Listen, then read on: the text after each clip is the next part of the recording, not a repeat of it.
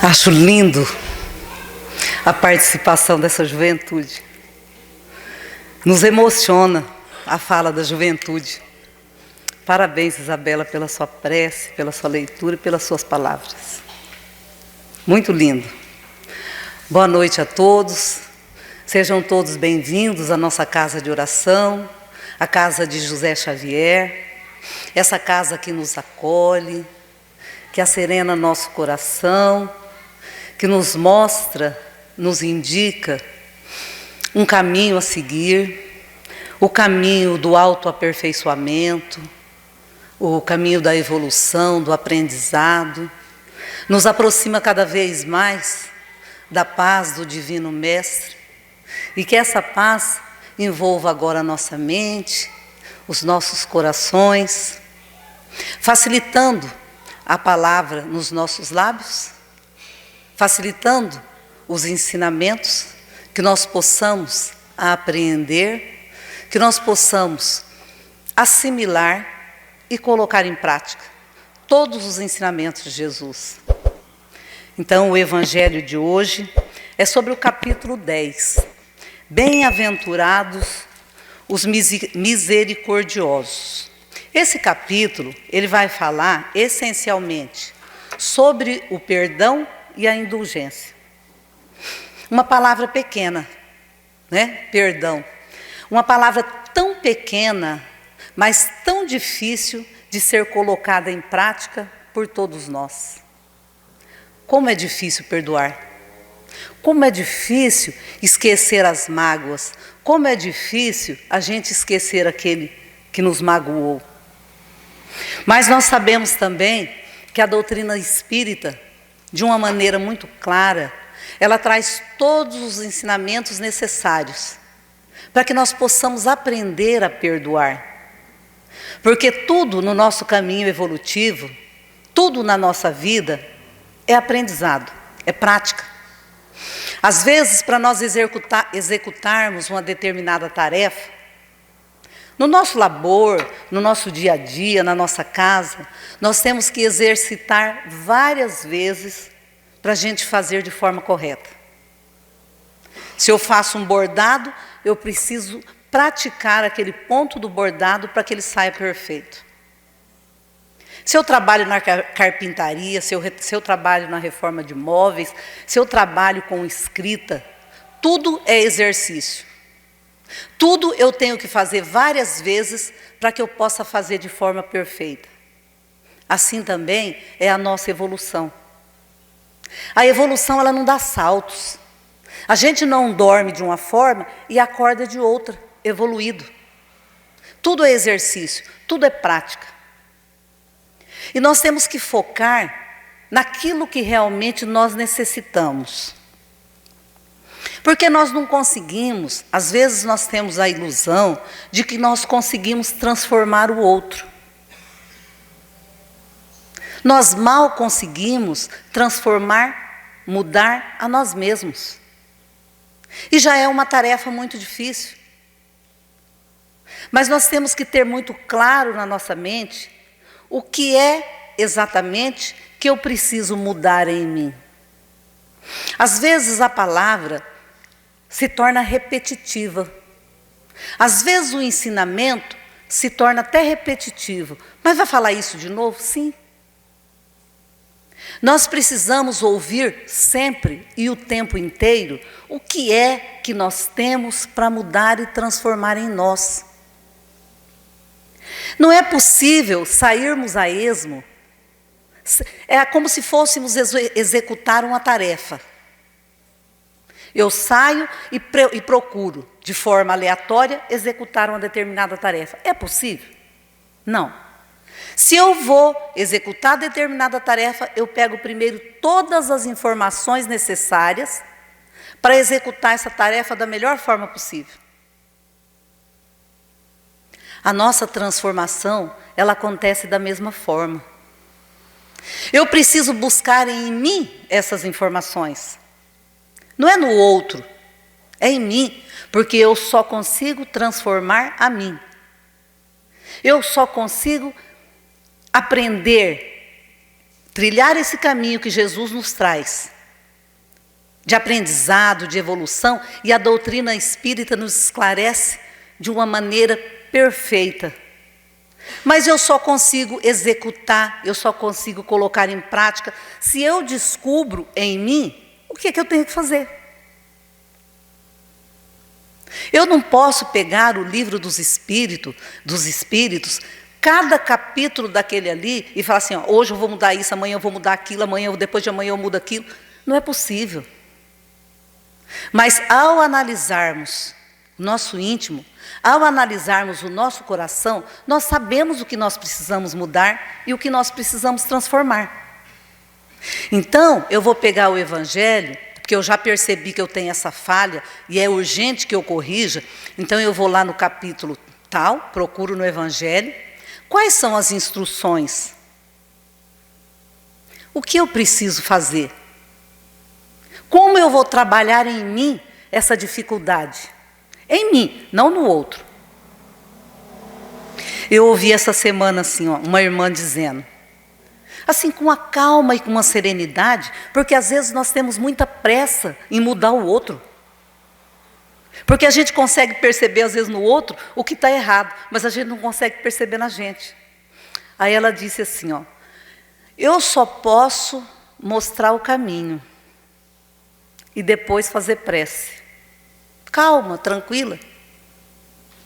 Se ele me permitir, se a criatura me permitir, se o meu irmão me permitir, ou se ele me perguntar, eu aponto. Que tal se fizéssemos de tal forma? Que tal se buscássemos mudar isso ou aquilo? É só o que podemos fazer, disse ela. O resto é prece, para ajudar, para encorajá-lo. No caso, todos nós nos encorajarmos para essa transformação e para essa mudança. Muito bem. Então, hoje, nós vamos falar sobre mágoa e sobre perdão. Para chegarmos à situação de perdoarmos alguém, a condição de perdoar alguém, é preciso, primeiro, que nós saibamos por que nós temos que perdoar alguém. Por que nós temos que perdoar as pessoas? Nós chegamos numa determinada condição, nos nossos relacionamentos, com as pessoas com as quais convivemos, que às vezes nos magoam, nos ferem, e nós precisamos perdoar. O que é o perdão? De que forma perdoar? Como que nós podemos trabalhar em nós essa questão do perdão, facilitando, assimilando o ensinamento de Jesus e assimilando o esclarecimento que a doutrina espírita nos traz, para que nós possamos, então, exercitar a prática do perdão. Exercitar a prática do perdão. Então, o que seria a mágoa? Porque nós só podemos perdoar quando formos magoados. Porque se ninguém nos magoar, nós não temos nada para perdoar. Só Chico, né? Porque em São Leopoldo, tinha um senhor que um dia desacatou o Chico, falou um monte de coisa para ele. E ele ficou magoado, né? E aquele senhor foi embora lá do lugar onde se encontrava, ele ficou com aquela magoado. Mas o senhor mudou da cidade. E ele, todos os dias, ele pedia para Jesus, para ele não ter mágoa daquele irmão, não ter mágoa daquele homem que falou tanta coisa para ele. E foi limpando o coração dele. Se passaram 20 anos. E um dia, ele percebe ainda em São Leopoldo que tinha um senhor lá na plateia, nos trabalhos que ele realizava lá, que não conseguia encará-lo. Aí o Chico ia para um lugar, o homem desviava e ia para o outro. Ele ficou preocupado com aquilo. Mas será que eu magoei esse senhor? O que eu fiz para ele? Será que eu não estou lembrando? Para ele se afastar de mim dessa forma. Se eu vou para um lado, ele sai pelo outro. Se eu vou em direção dele, ele escorrega para cá. O que será que eu fiz para ele? E Chico ficou se perguntando. E um dia, andando na rua lá, ele encontra esse moço. E ele não teve como fugir. E o Chico já foi na direção dele, abriu os braços. Ô, meu irmão, que bom que você está aqui. E que bom que nós nos encontramos. E eu até queria perguntar para você, eu ofendi você de alguma forma? Eu te magoei de alguma forma? Perguntou o Chico. Porque se eu te magoei, eu te peço perdão, eu te peço desculpas, porque eu não estou conseguindo me lembrar. Aí o moço, muito sem graça, assim, falou assim para ele, não foi você que me magoou, Chico. Foi eu que te ofendi. Fui eu que ofendi você e eu me sinto envergonhado por causa disso. Então eu que quero te pedir perdão. Aí o Chico sorriu e falou assim, mas eu nem me lembrava que você tinha me magoado. Então, quer dizer, eu não tenho que te perdoar porque você não me magoou. A que distância nos encontramos disso aí? Às vezes uma distância grande, falando por nós, por cada um. Às vezes nós nos encontramos uma distância muito grande dessa que o Chico chegou. De não se sentir magoado, de não se sentir ofendido, quando alguém de fato o ofendeu. Mas o que seria essa mágoa, então? No site Diário Espírita 1, está assim, ó. A mágoa é o amor que adoeceu. A mágoa é o amor que adoeceu. A mágoa é um veneno lento. Ela não chega gritando. Chega sorrateira, se escondendo atrás de silêncios, de tá tudo bem, ditos para evitar mais dor. Mas por dentro, ela se instala como uma ferida que nunca cicatriza, corroendo a paz, envenenando o corpo e travando o espírito. No início você nem percebe, mas aos poucos surgem dores que a medicina não explica. Um cansaço que não passa, noites mal dormidas, doenças recorrentes. O corpo fala o que a alma não consegue mais suportar. E o mais doloroso? Essa mágoa não para em você, ela transborda.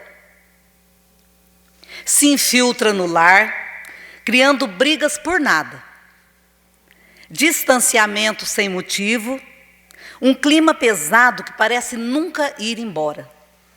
Ela atinge quem você mais ama, porque a energia que você carrega se espalha. É como um peso invisível que sufoca a família inteira, que fecha caminhos, atrasa sonhos e até repete doenças entre gerações. É assim que histórias se repetem. É assim que ciclos de dor atravessam décadas. Porque enquanto você não solta essa mágoa, ela prende todos ao mesmo destino. Perdoar não é dizer que o que fizeram com você foi justo. Perdoar é arrancar a raiz envenenada antes que ela destrua tudo. É escolher salvar a si mesma e proteger quem você ama. É libertar a energia para que a vida volte a fluir e a luz volte a entrar. A espiritualidade, ela é de uma sabedoria ímpar. Aqueles que nos auxiliam nas nossas dificuldades, nas nossas imperfeições. Eu sempre, já falei sobre isso e observo sempre. Quando vamos discorrer sobre um determinado tema, vem a prova para a gente naquele dia, ou no dia anterior. Porque eu não posso falar de um determinado assunto sem ter sentido aquilo. Como eu vou explanar sobre a mágoa, sobre a dor, sobre alguém que te fere, se eu não sentir aquilo? Como que eu vou contar isso, como que eu vou falar com segurança sobre isso, se eu não experienciei? E não é experienciar lá no passado, porque lá a vida inteira somos magoados, e magoamos também. Não, é no dia, é na véspera. Para você falar com clareza sobre a mágoa, para você falar com clareza o peso que a mágoa fica no seu coração, nos seus relacionamentos, na sua vida, no seu lar. Então é preciso que a gente sinta, que a gente experiencie, para falar com propriedade sobre esses assuntos. E eu tenho reparado que a espiritualidade sempre nos auxilia dessa forma. Isso é o quê? É uma forma de nos auxiliar, para falarmos com mais propriedade. Então nós vimos que a mágoa é o amor que adoeceu. Porque não é qualquer pessoa que nos magoa. Quem é que nos magoa? Aqueles a quem amamos. Porque eu posso ter sei lá, no trânsito, ter uma discussão ali, a pessoa fala um monte de coisa, ele vai me magoar? Não. Eu resolvi o problema do trânsito, eu vou embora e acabou. Já resolvi o problema. Quem nos magoa são aqueles a quem amamos. São eles que nos magoam. Mas, se nós pensarmos da seguinte forma, o Jorge Elahá, palestrante espírita, numa palestra dele, ele fala assim, a gente pensa que as pessoas nos magoam, mas na verdade elas não nos magoam. Mas imediatamente ele já fala, espera, deixa eu explicar. Por que nós nos sentimos magoados? Porque nós criamos expectativas com as pessoas, com as criaturas com as quais convivemos. Nós estamos num relacionamento e a gente, olha, encontrei o príncipe encantado, ele vai me fazer feliz, ele vai falar que me ama 24 horas por dia, ele vai fazer isso, ele vai fazer aquilo, ele vai fazer não sei o quê. E quando a pessoa não faz, nós nos frustramos e ficamos magoados. A pessoa nos magoou? Não. Só não correspondeu às nossas expectativas. Nós idealizamos as pessoas. E quando a pessoa não corresponde, a gente se sente magoado. Amor, pela 24ª vez no dia. Você me ama? De novo.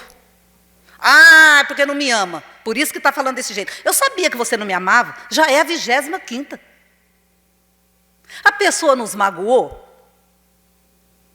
Nós criamos expectativas com as pessoas. Às vezes nós não vemos os nossos companheiros, os nossos colegas de trabalho, os nossos irmãos da casa espírita, como eles realmente são.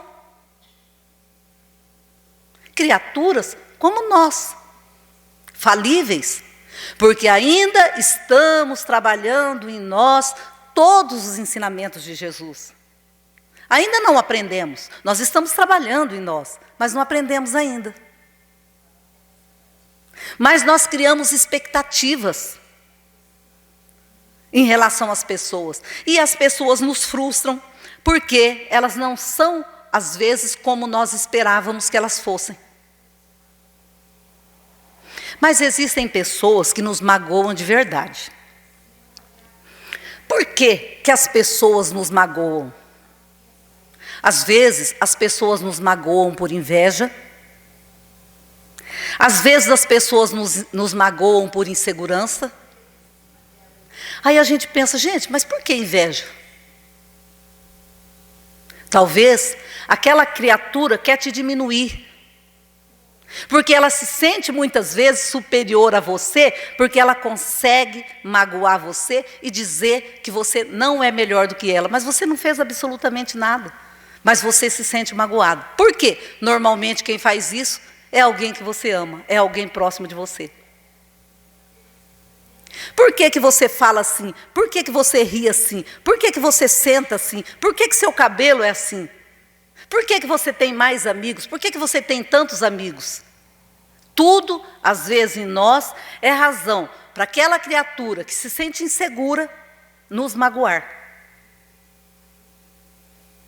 E, às vezes, essa mágoa, ela realmente aconteceu. Não é criação nossa. Não foi expectativa que criamos em relação à pessoa.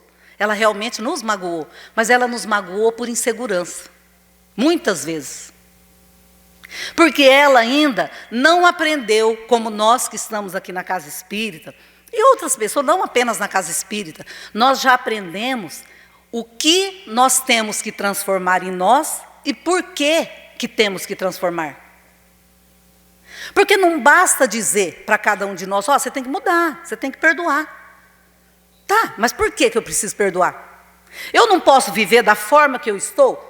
Se nós não tivéssemos a perspectiva da vida futura, por que a gente vai perdoar? A pessoa me ofendeu mesmo, e não vou perdoar não. Mas nós aprendemos na doutrina espírita que nós temos a perspectiva da vida futura. E o que significa o não perdoar nessa nossa trajetória evolutiva? Nós sabemos disso. Quais são as consequências da mágoa para nós? Nós não conseguimos lidar com o fato, nós não conseguimos tirar aquela mágoa, nós não conseguimos perdoar.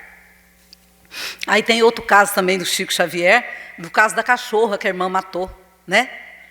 A cachorra dele estava muito doente, Chico Xavier chegava de madrugada lá do centro, chegava na casa dele, ia dar comida, ia dar banho naquele cachorro, ia tratar, aquele cachorro às vezes já estava cheio de sangue, cheio de ferida, e ele pegava com aquele amor e cuidava. Aí, um dia Chico Xavier chega lá, a cachorra está morta, mataram a cachorra. Alguém pensou assim, eu preciso ajudar ele a se livrar desse fardo, porque se tornou um fardo isso para ele. Matou a cachorra. Ele ficou muito triste, porque fizeram aquilo com a cachorra. E Emmanuel disse um dia para ele, Chico, o que é essa mancha aí no seu peito? Ele falou, mancha? Que mancha? É uma mágoa que você tem aí. Do que você se magoou? Por que você se magoou? Ele se lembrou da cachorra, né? Aí Emmanuel disse para ele, então, você vai procurar descobrir o que é que essa pessoa está precisando, do que é que ela está precisando. E você vai dar para ela. Chico sabia que a irmã dele sonhava com a máquina de costura. Falou, então você vai lá na loja e compra a máquina de costura para sua irmã. Mas você sabe quanto custa uma máquina de costura? Aí Chico Xavier foi lá na loja, parcelou e não sei quantas vezes, porque o salário dele não dava para pagar a máquina. Aí ele falou para Emmanuel, mas a máquina é muito cara, eu não vou conseguir pagar essa máquina. É porque você não sabe o preço que você vai ter que pagar por essa mancha que você tem aí no seu coração.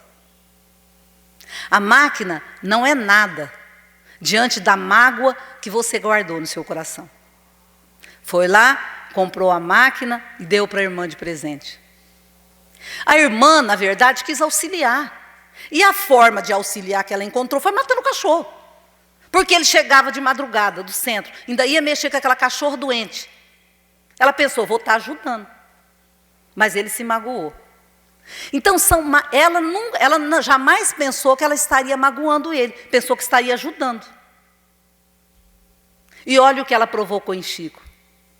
Mas aí, Emmanuel, seu mentor, vai lá e fala, não, você precisa perdoar ela. Olha com o que nos deparamos muitas vezes. Porque a mágoa, ela dificulta a nossa caminhada, ela emperra a nossa evolução. E aí, o que é que a mágoa pode nos causar, então? Adoecer fisicamente. A ciência já comprovou, a medicina já comprovou.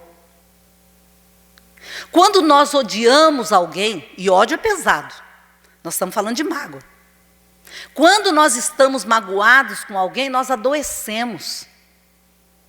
E aí, nós vamos adquirir doença autoimune, gastrite, câncer, taquicardia, angústia. São as doenças que nós vamos adquirindo por conta desse peso, dessa mancha que nós trazemos no nosso coração. São as consequências físicas, são as doenças físicas que nos acometem porque nós temos mágoa de alguém. Nós podemos adoecer psicologicamente. A medicina e a psicologia já comprovam isso aí também. Que a mágoa, ela torna a pessoa amarga. Adoece a pessoa. Se torna uma pessoa de terrível convivência. Porque é terrível conviver com uma pessoa amargurada. Uma pessoa reclamando, remoendo, revivendo o tempo inteiro aquela mágoa. A convivência se torna difícil.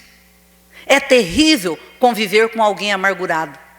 Você vai conversar com a pessoa, mas porque olha, quando meu marido me deixou, fez, e começa tudo aquilo. Porque ela não aprendeu que se ela soltar essa mágoa, ela vai viver a vida dela. Nós vamos falar sobre isso. Normalmente as pessoas amarguradas terminam sozinhas, porque ninguém consegue conviver com elas.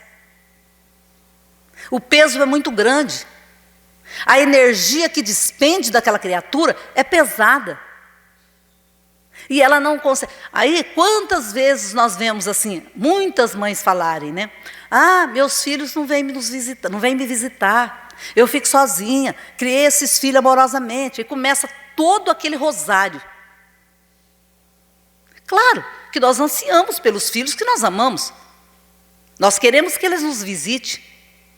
Mas quando eles chegam para nos visitar, a gente já espanta.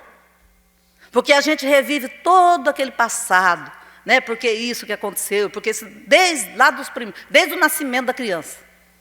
Aí o filho vai pensar, bom, já fiz a minha parte, agora daqui 30 dias só. Por quê? É uma criatura amargurada. E as criaturas amarguradas que não aprendem a perdoar, elas nos afastam da sua presença. É o malefício psicológico que a mágoa nos traz. E nós podemos adoecer espiritualmente.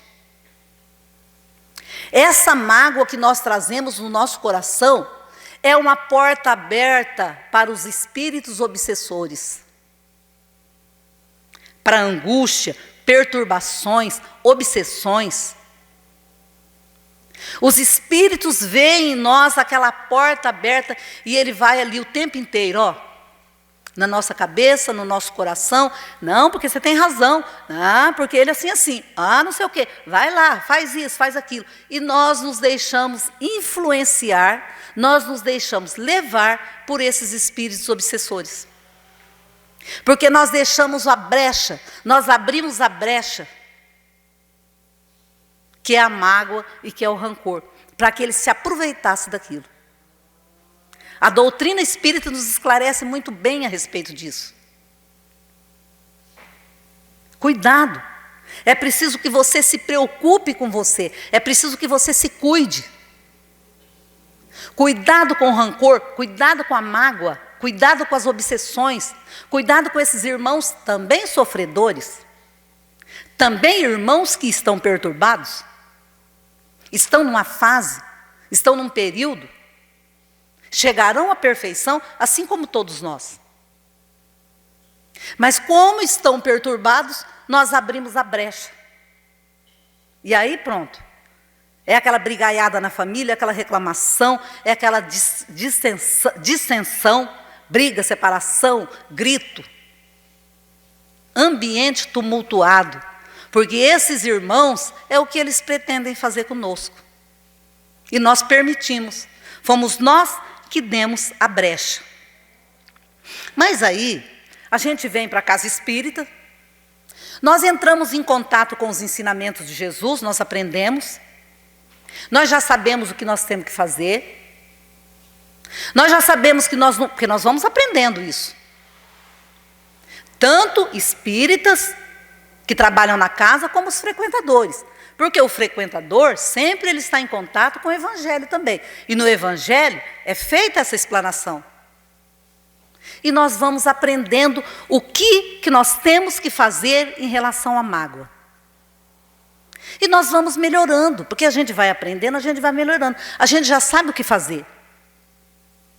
A gente erra, a gente falha. De novo, e de novo, e de novo. Mas a gente já sabe que errou. Antes a gente nem sabia que estava errado. Mas nós já aprendemos. Estamos aprendendo a cada dia.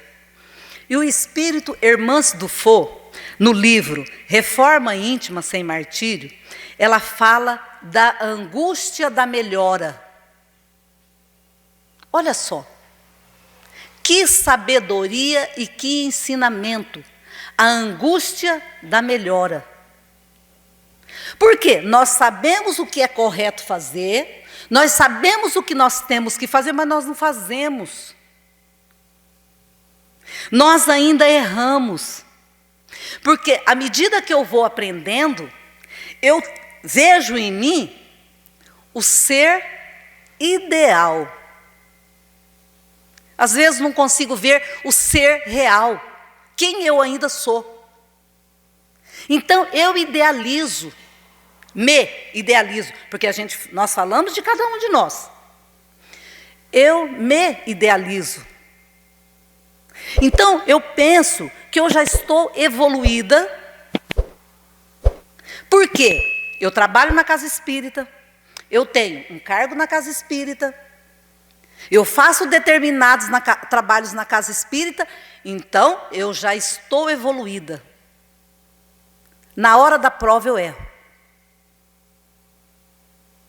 É a angústia da melhora. É a angústia de sabermos como fazer, o que nós temos que fazer, o que é o correto fazer, e nós não fazemos. Por que nós não fazemos? Porque nós estamos num processo evolutivo. Nós não estamos evoluídos. Nós ainda não somos uma sumidade. Nós não estamos ainda na fase do Chico Xavier, na etapa evolutiva em que ele se encontra, para a gente falar assim, eu não me magoei. Mas a gente magoa. Mas eu já sei como fazer. Mas é um choque que acontece e nós temos que aprender a trabalhar com isso, o ser real e o ser ideal. Eu almejo, eu planejo chegar neste patamar, mas eu tenho consciência que eu ainda não cheguei. Porque senão o sofrimento vai emperrar essa minha evolução e esse meu desenvolvimento. Porque se eu ficar, cada vez que eu cometer uma falha, cada vez que eu cometer um erro, eu me crucificar, eu não vou aprender. É aprendizado. Lembra da prática? É aprendizado. É refazer, é fazer novamente.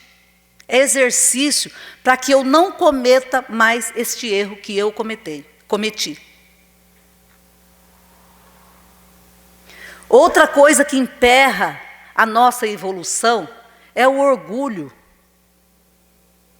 Como somos orgulhosos, cada um olhando para dentro de nós mesmos.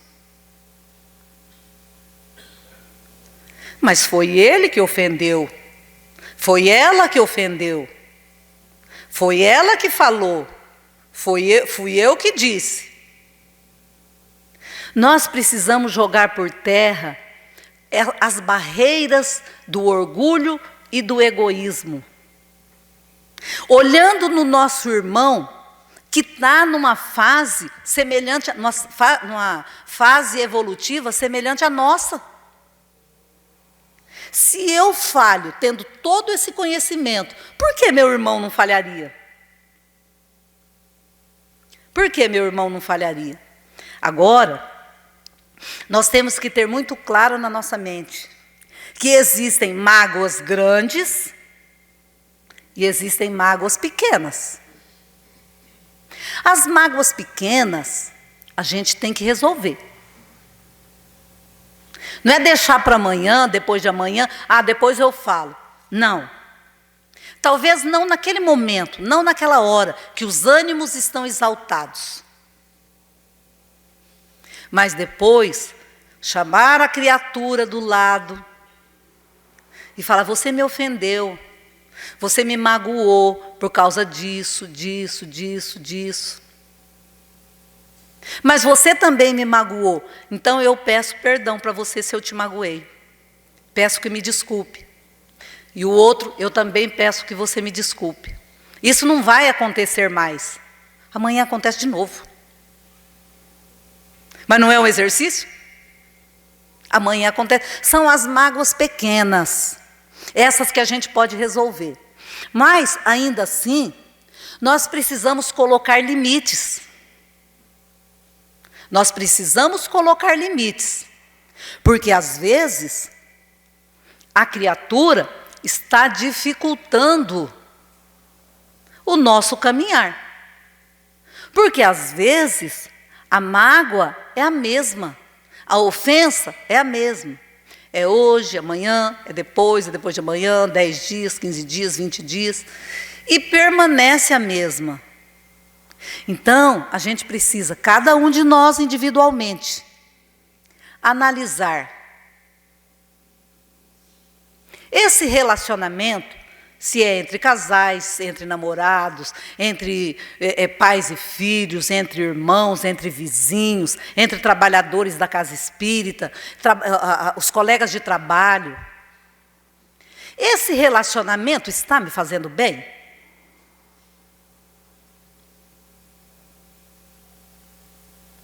Trabalhar lado a lado com o meu colega, nossa mesa tem só meio metro de distância. Está me fazendo bem? Porque o meu colega de trabalho, em todos os momentos, ele me magoa, ele me ofende, ele me diminui. Está fazendo bem? Eu que preciso analisar. Sou eu. Não, não está fazendo bem. Então eu vou chegar no trabalho amanhã sem ofensa, sem briga, sem discussão. Olha, a partir de amanhã eu vou colocar a minha mesa desse lado aqui. Por quê? Porque tem mais claridade. Porque fica perto da janela. Fulano, você gostaria de trocá-lo de lugar comigo? Às vezes tem coisas que não dá para trocar de lugar. Mas são análises que nós temos que fazer.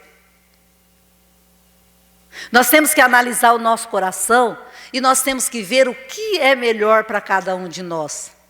Porque nós não temos o poder de transformar ninguém. Nós temos que ter consciência disso. Eu não tenho poder de transformar quem quer que seja. A mudança é individual. A transformação é individual. É aquilo que a amiga minha falou lá. Eu digo e depois eu faço prece. Se me perguntar, eu falo, ó, eu penso dessa e dessa forma. Mas você não pode fazer a criatura fazer aquilo ali. Você não tem o poder de fazer o outro mudar o seu comportamento. É de cada um de nós, é individual. E só nós sabemos o que é bom para cada um de nós. E o quanto vale a pena investirmos nessa situação. Somos nós que sabemos, cada um de nós. Então é por isso que nós precisamos analisar em todos os momentos, para nós não ficarmos com essa angústia da melhora. Porque a gente se frustra, nós ficamos frustrados. Porque nós não conseguimos mudar, a gente não consegue evoluir, e fica um círculo vicioso.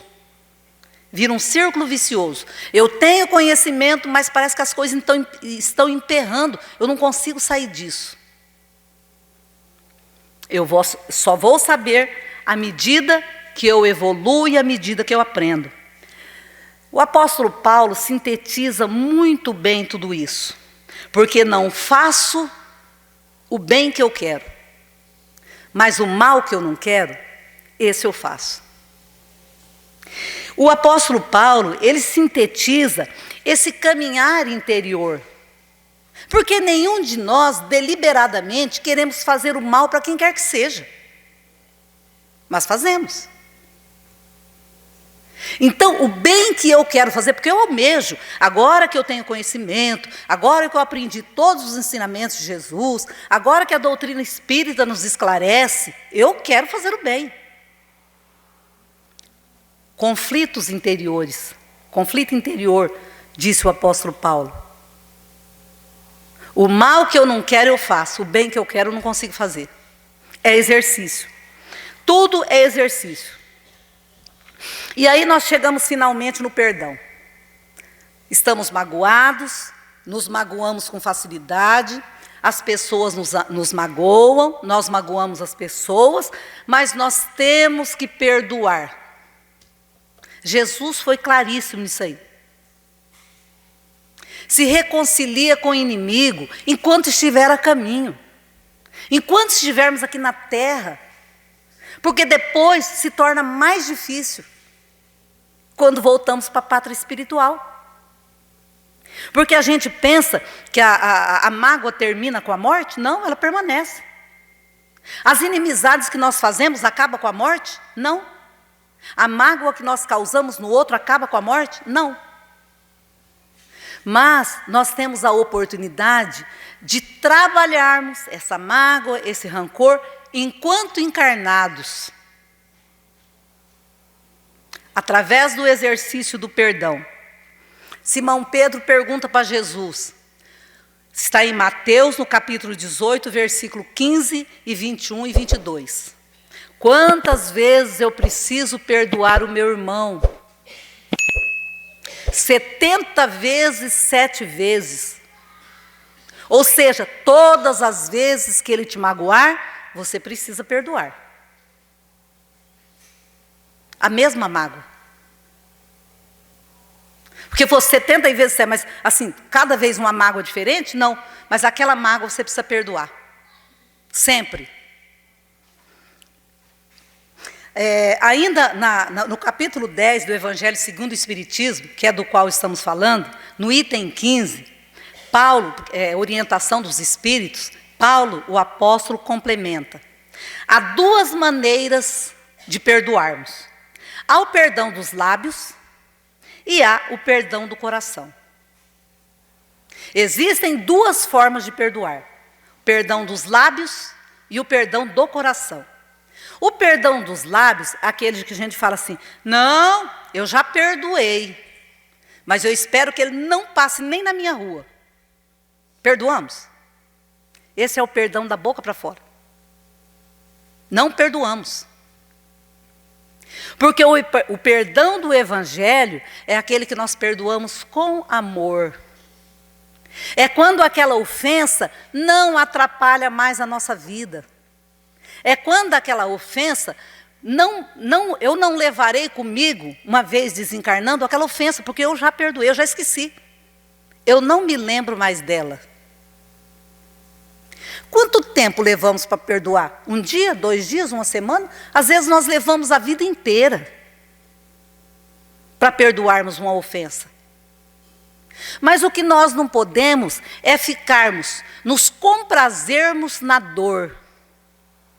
Não, porque ele fez isso, porque aquilo, o tempo inteiro. A gente, às vezes, demora uma vida inteira para perdoar uma ofensa de alguém a quem amamos. Mas é um trabalho, como já foi dito, que nós temos que fazer interiormente em cada um de nós, que leve a nossa vida inteira. Mas no final da vida nós possamos dizer, eu consegui perdoar. E quando nós perdoamos pelos lábios, não tem perdão. Né? Se a pessoa passar perto de nós e tropeçar no nosso pé, pronto, volta tudo de novo. Então não é perdão. Né? E o perdoar é um ato de liberdade dentro de nós. Assim que nós temos que encarar o perdão. Porque quando nós perdoamos, nós nos libertamos. O perdão, ele é benéfico a nós. Ele não é benéfico ao ser que foi perdoado. Ele é benéfico a nós. Então, porque quando eu perdoo, eu me liberto. A partir daquele momento, eu posso fazer N coisas, porque eu não estou mais preso naquela mágoa. Eu não estou mais preso naquela dor. Eu me libertei. Mas aí, muitas vezes, o orgulho fala assim para a gente, mas eu não vou perdoar. Ele fez tudo aquilo, ele, ela, o irmão, fez tudo aquilo para mim e ele vai sair de boa? O orgulho grita. É que nós ainda não compreendemos que quando nós perdoamos, nós nos libertamos. Não libertamos o outro. Tudo aquilo que o outro nos fez, ele está preso à lei de Deus e à sua consciência. Quando eu perdoo, eu me liberto. A partir de hoje, eu me libertei desta dor. Vou seguir minha vida, vou seguir meu caminho. Não estou mais preso a essa amarra de mágoa. Mas o outro continua. Porque tudo aquilo que ele me fez, ele fez perante a lei de Deus. E perante a sua consciência. E nós sabemos que a nossa consciência nos cobra. A lei de Deus, ele vai ser cobrado pela lei de Deus. pelo erro que cometeu. Daí está a sabedoria do perdão. Outra coisa muito importante é nós sabermos, porque quando a mágoa é muito grande, eu falei que tem a mágoa pequena, que a gente perdoa no dia a dia, mas tem a mágoa grande, é o ódio. Aquele que a gente não consegue perdoar, porque fez uma coisa muito dura com cada um de nós. Nós não conseguimos perdoar nessa vida. Às vezes, crimes que são cometidos. O que é que vai acontecer? Vão reencarnar junto. Porque precisam se perdoar. Precisam se amar. Aí, reencarna aquele meu desafeto na minha família. Aí eu tenho lá todos aqueles seres que eu amo, os pais, os filhos, não sei quem, mas vem o desafeto junto. Que vem para bagunçar a vida da família inteira. Porque é um desafeto. Ou a gente vai aprender a amar, nós vamos trabalhar o perdão ali, para que nós possamos nos amar, ou então, se nós não fizermos isso, talvez mais dívidas serão acumuladas.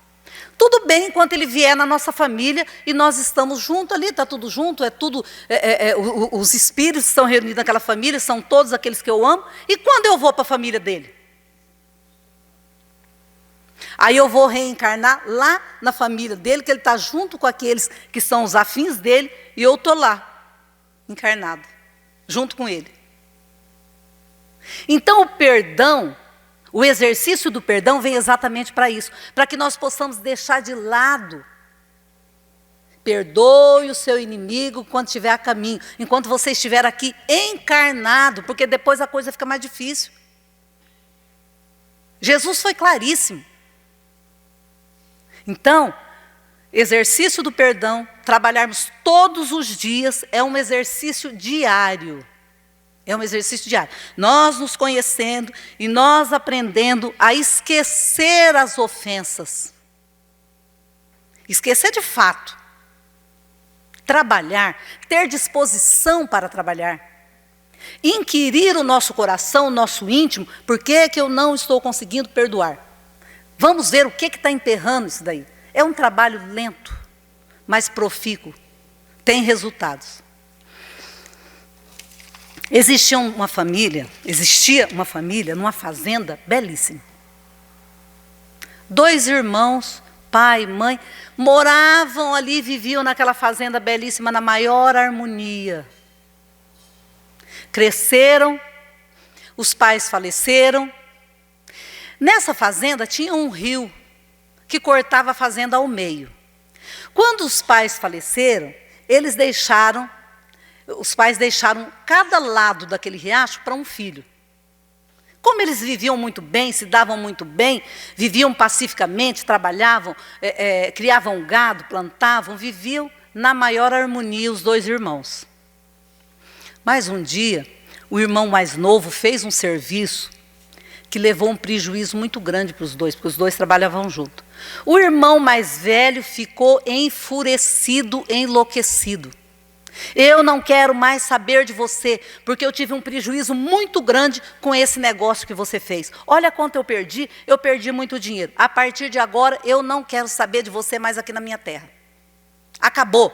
Quero você bem distante de mim. E eles ficaram por um tempo, separados, sem conversarem, e a inimizade reinando entre aqueles 2 irmãos, que antes existia uma paz muito grande. Uma ótima convivência entre os 2. Certo dia, chega um carpinteiro na fazenda desse irmão mais velho.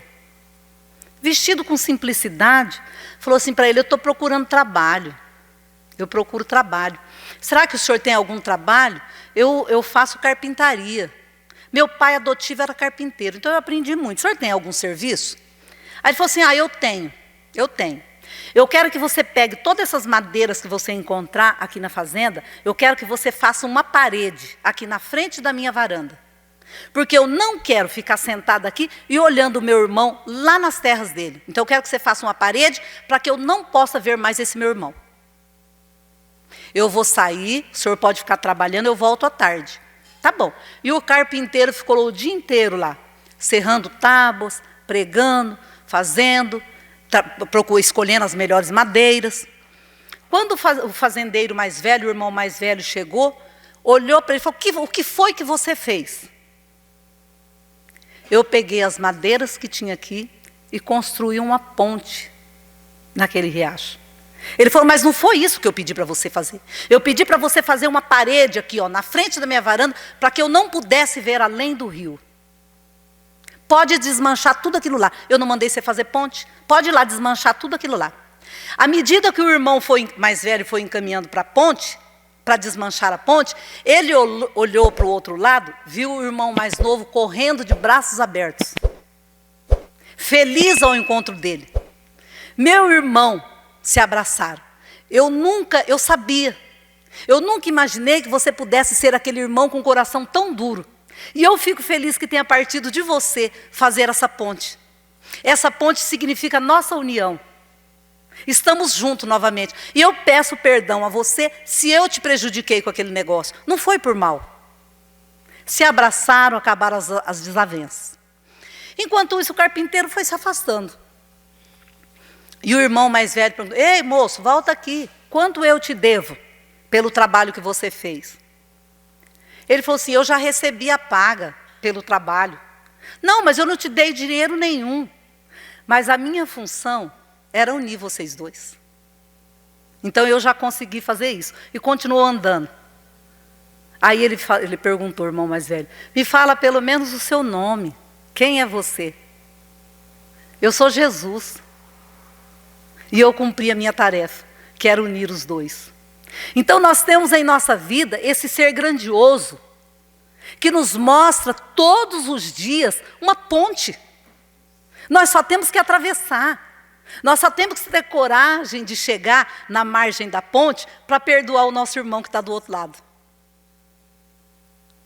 Somos beneficiados por conhecermos os ensinamentos de Jesus, por conhecermos os ensinamentos da doutrina. Que Jesus, esse fazedor de pontes, nos auxilie, nos ajude, nos fortaleça, para que nós possamos atravessar todas as pontes que tiverem no nosso caminho. Muito obrigada. Que Deus nos abençoe.